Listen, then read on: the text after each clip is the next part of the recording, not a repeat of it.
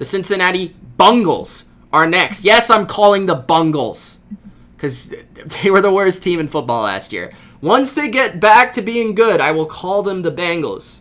All right?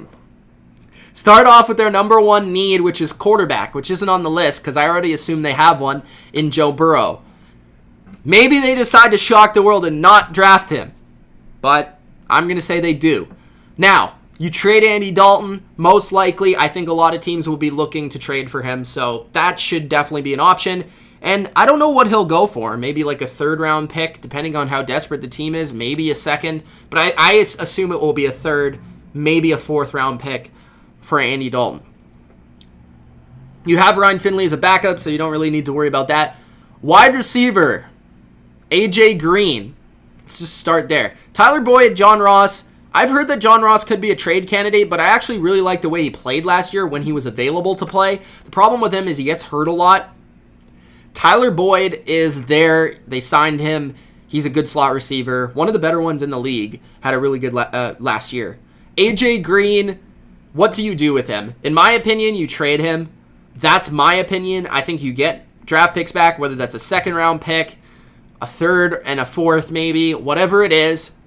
Or a third even, just a third. Trade him away. Unless Joe Burrow says, I'm not playing for you unless I get A.J. Green, then that's the only way you keep A.J. Green. If Joe Burrow is going to play for you without A.J. Green being on the roster, you trade him. I think John Ross, Tyler Boyd, you can find. Erickson isn't terrible. Auden Tate isn't terrible. The wide receiver position isn't the biggest need for Cincinnati. It's not. Get rid of A.J. Green. You played a whole season without him last year. And get picks back and start over because you need to fill the tackle position because Cordy Glenn is gone. You cut him. Bobby Hart is terrible. You signed him, but he sucks. Jonah Williams is good. Billy Price is good. Jonah Williams didn't play last year, but you're hopeful he's good. First rounder last year. You spent 2 first-round picks on guards. Those two, good. Solidified at guard. I like it. I like the way you did this. Center. You could upgrade there. I don't think it's like a pressing need, but you could upgrade there for sure. That might be the draft, but if they want to sign like a Garland or a Finney, these guys that I think are good ads and good system fits. Specifically, I think Garland's a good system fit, and I don't think he would be a lot of money. You have good running backs. Joe Mixon's excellent. Defensively, Carlos Dunlap is still there and played really well last year. Geno Atkins is still there. Andrew Billings is a free agent. Carl Lawson, Sam Hubbard. I don't think edge is a big need, which is a good thing because that's a big money position. And you don't have a ton of cap. You're right in the middle of the league. Maybe you resign Billings. Maybe you go somewhere else in the interior defensive line. But you could add a couple depth players to the defensive line. I think where they spend their money is they spend maybe on corner, maybe on safety, but they're definitely going to get a linebacker. I don't know who, whether that's going to be Littleton, Schobert, Collins, Campbell, Kendricks. I don't know.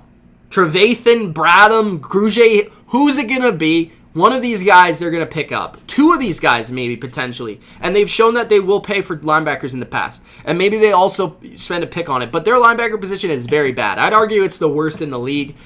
So bringing in a Schobert I think would be excellent. That would upgrade your defense right away and give you a centerpiece in that defense. I think bringing back Denard is a huge thing. I would get rid of Kirkpatrick if you could. Then you have Denard, you have William Jackson, and maybe you sign another corner. Do you go out and spend big money on Byron Jones? I don't think they really have that money available, and the Bengals aren't really known for doing that, and I don't think Byron Jones would pick Cincinnati if he had the choice.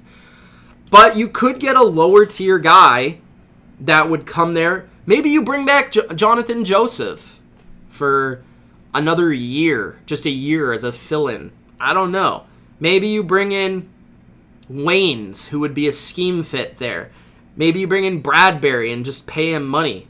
Maybe you bring in a lot of these guys, like Breeland from Kansas City played pretty well at the end of last year, who would be a low-tier option. I feel like it played better than Kirkpatrick did. So I think they still have a lot of cap maneuvering to do, and I think they could. Tight end is another thing. They need tight ends. Tyler Eifert is gone. I don't think they're going to spend big money on a tight end, although they might be interested in one. I don't think their tight end position is awful right now as it stands, but that would probably be a position that you draft like a second, third round player at to complement your quarterback and your other weapons. But it's not a huge position in this offense, so I don't believe that they will particularly go after a tight end, but it could be like a low tier option. But tackle is the number one priority. Could spend big money there. Defensive line in the interior could be a priority, but linebacker is certainly going to be, and getting Denard back will be a priority as well. And trade AJ Green. Do it.